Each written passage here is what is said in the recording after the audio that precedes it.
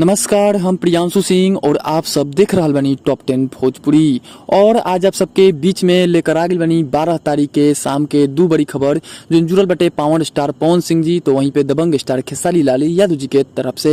तो वीडियो के शुरू से लेकर अंत तक देखत रही। सबसे पहले का खबर निकल के आ रहल बटे पावर स्टार पवन सिंह जी के।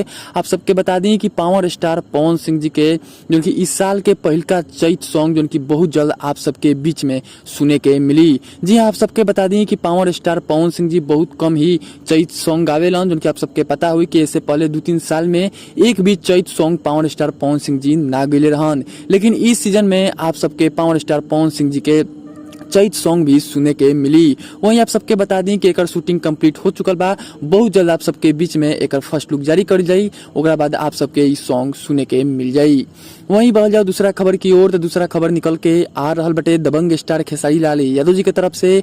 आप सबके बता दी कि खेसारी लाल यादव जी के भी कल आप सबके बीच में एक गाना रिलीज होखे वाला बाटे। जी आप सबके पता हुई कि आदि शक्ति फिल्म से उनका हमेशा गाना आवत रहेला, तो एक नया आप सबके बीच में सॉन्ग सुने के मिली। वहीं आप सबके बता दी कि जो खेसारी लाल यादव जी के जो सॉन्ग बटे ओकर भी फर्स्ट लुक अभी जारी नहीं कर गई आप सबके बीच में। लेकिन वो वीडियो में आप सबके खेसारी लाल यादव जी वहीं पे पाखी हेगरे आप सबके देखे के मिली हैं वो वीडियो सॉन्ग में। और वीडियो सॉन्ग बटे जो उनकी बहुत जल्द आप सबके बीच में आदि शक्ति से होखे वाला बटे रिलीज। वहीं आप सबके बता दी कि कल आप सबके बीच में एक फर्स्ट लुक जारी हो जाई और आप सबके सामने ये गाना सुने के भी मिल ताटे। अभी पूरा कंफर्म रिपोर्ट नहीं के, लेकिन आप तना बता देता नहीं कि कल हो सकता कि खेसारी लाल यादव जी के जो सॉन्ग बटे आदि शक्ति से आप सबके सुने और देखे के मिल जाए।